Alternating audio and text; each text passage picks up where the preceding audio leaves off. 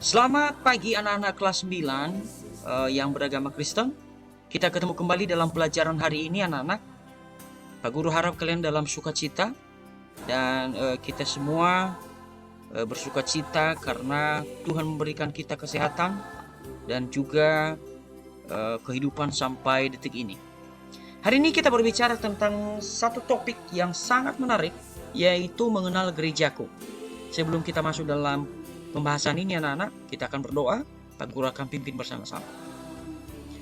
Tuhan, kami bersyukur pada pagi hari ini. Terima kasih buat waktu yang telah Tuhan sediakan bagi kami. Terima kasih buat segala sesuatu, kesehatan, kekuatan, keluarga, orang tua yang telah mendukung kami dalam proses belajar online di rumah masing-masing. Terima kasih buat segala sesuatu yang Tuhan limpahkan dalam hidup kami. Tuhan, kami bersyukur buat kasih-Mu. Engkau memilih kami dan memberkati kami sepanjang hidup kami. Amin. Anak-anak yang dikasihi Tuhan, pada pagi hari ini, sebagaimana yang tadi Pak Guru katakan bahwa kita belajar satu topik yang menarik. Topik ini buat Pak Guru sangat menarik karena ada banyak orang bergereja tetapi dia tidak mengenal gerejanya. Nah, sedikit Pak Guru review kita beberapa waktu yang lalu kita sudah belajar tentang gereja.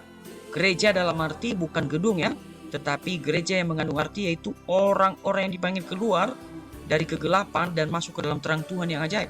Dengan istilah teologi Kristen yaitu eklesia, dipanggil dari kegelapan itu maksudnya yang contohnya misalnya tadinya suka ngeje nama orang tua teman, suka ngeje orang lain, suka menghina orang lain, suka merendahkan orang lain, suka bergantung kepada sesuatu yang dia miliki untuk di show off di depan orang-orang.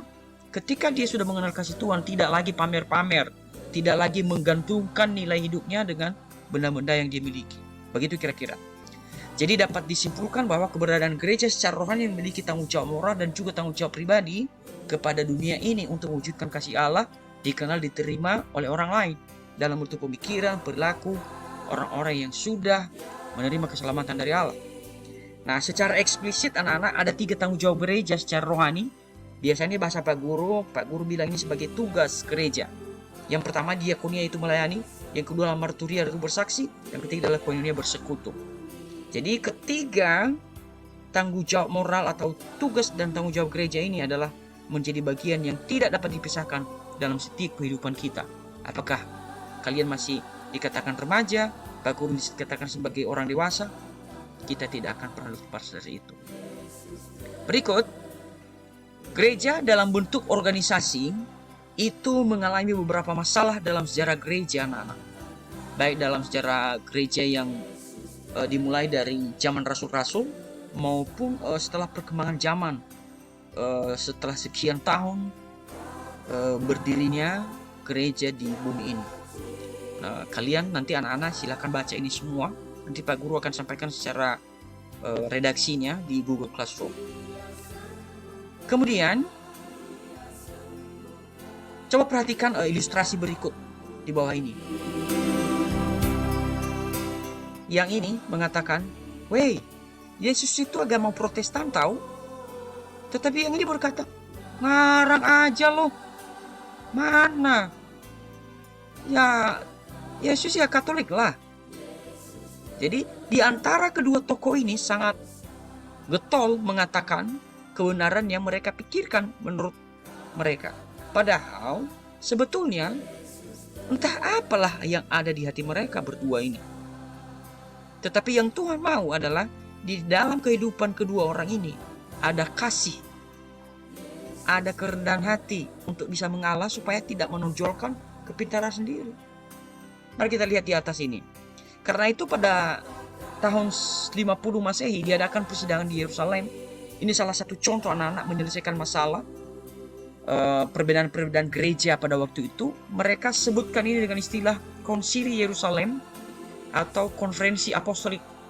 Pada akhir persidangan itu dicapai kesepakatan untuk melakukan peraturan minimal untuk orang Kristen, yaitu misalnya mereka harus menjauhkan diri dari makanan yang dipersembahkan kepada berhala, tidak makan darah, daging binatang yang dicekik atau pencabulan.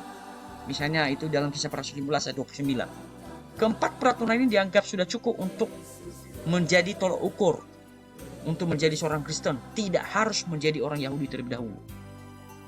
Nah, bayangkan itu. Nah, bagaimana dengan ilustrasi ini anak-anak? Lihat orang-orang muda ini. Mungkin ada anak remaja tapi saya tidak bisa lihat wajahnya.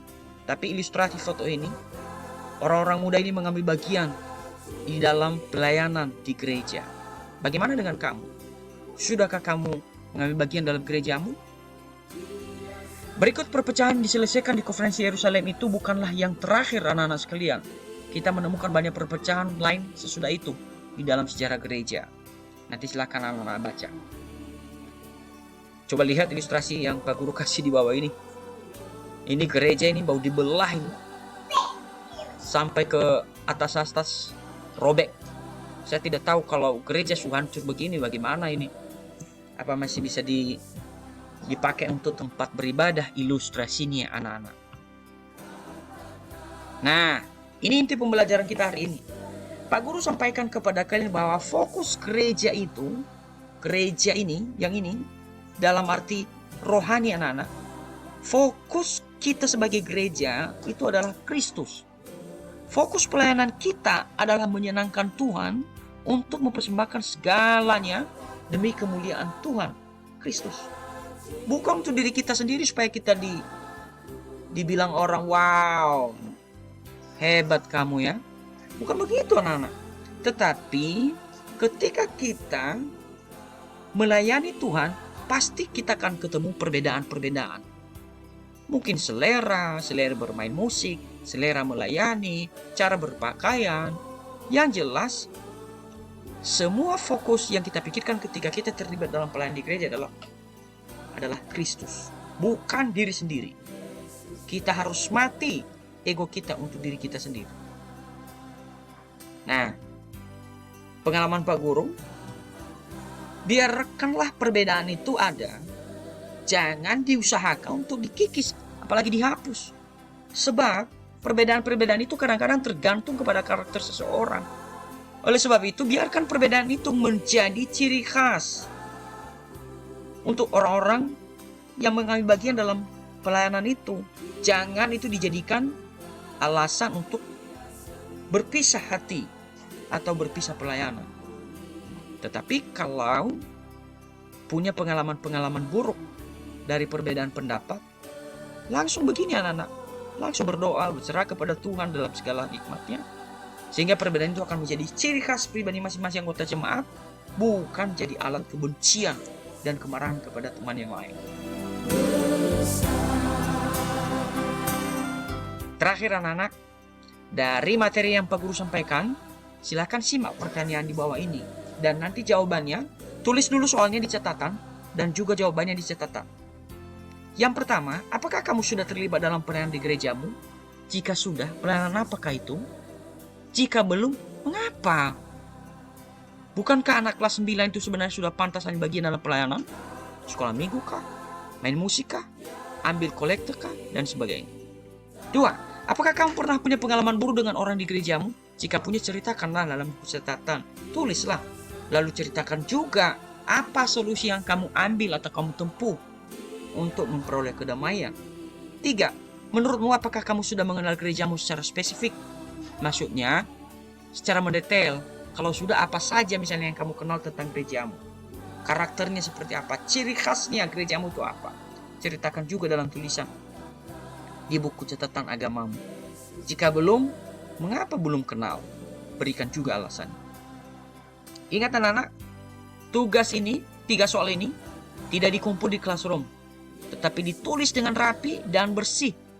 Karena suatu saat akan Pak Guru ambil sebagai nilai portofolio. Buat dengan rapi dan bersih, bersih, dan bersih. Oke? Jangan lupa itu. Karena kerapian dan kebersihan menulis akan Pak Guru nilai nanti waktu akhir semester. Demikian pembelajaran kita hari ini. Semoga anak-anak bisa paham dan bisa mengerti semua pembelajarannya dengan baik. Tuhan berkati, Tuhan memberkati keluarga kalian, bapak ibu, ayah ibu di rumah. Dukung orang tua juga anak-anak, supaya mereka boleh memperjuangkan hidup kalian semua dengan anak-anak yang dikasihi orang tua dan oleh bapak ibu. Demikian, Tuhan berkati. Amin.